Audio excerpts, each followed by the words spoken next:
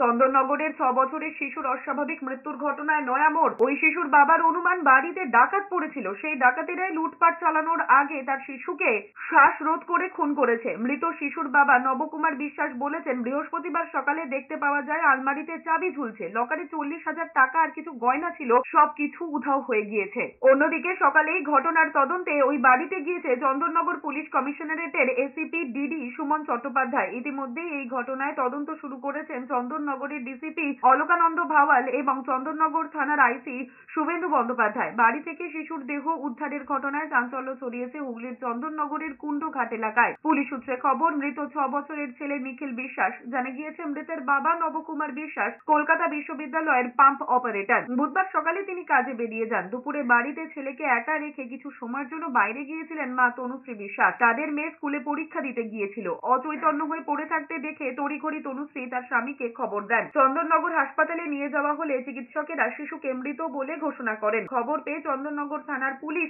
হাসপাতালে যায়। পরে বাড়িতে গিয়ে শিশুর বাবা মায়ের সঙ্গে কথা বলে পুলিশ। শিশুর মা জানিয়েছেন, ছেলে কার্টুন দেখছিল, পরে মেয়ে এসে দেখে কম্বল গায়ে দিয়ে শুয়ে আছে সে। ভাইকে ডাকতে গিয়ে দেখে বমি করে ফেলেছে। নবকুমার বলেন, ছেলের কোনো অসুস্থতা ছিল না, কি করে এমন হলো বুঝতে পারছেন না। পুলিশ জানিয়েছে, অস্বাভাবিক মৃত্যু হয়েছে শিশুর। মৃত শিশুর শরীরে কোনো আঘাতের চিহ্নও নেই। ঘটনার তদন্ত শুরু করেছে পুলিশ। আমি অফিস থেকে ফিরেছি, ফিরে আমাকে বললো যে ছেলেটা উঠছে না, তাড়াতাড়ি এসে দেখলাম ছেলে হাত পা শক্ত, ঠান্ডা হয়ে আছে। নিয়ে হসপিটালে যাই, হসপিটালে অ্যাডমিশন করিয়েছি, বলছি পোস্টমর্টম হবে। আজকে সকালবেলায় আমরা খেয়াল করছি আলমারির চাবি ঝুলছে। আমি তখন আমার মিসেসকে জিজ্ঞাসা করলাম যে তুমি কি আলমারি খুলেছিল? বলছে না। আমি তাহলে আলমারির চাবি খোলা কেন?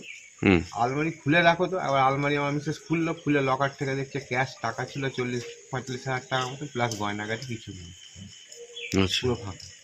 এখন আমাদের সন্দেহ হচ্ছে যে ছেলেটাকে কেউ মেরে দিয়েছে বালিশ চাপা দিয়ে।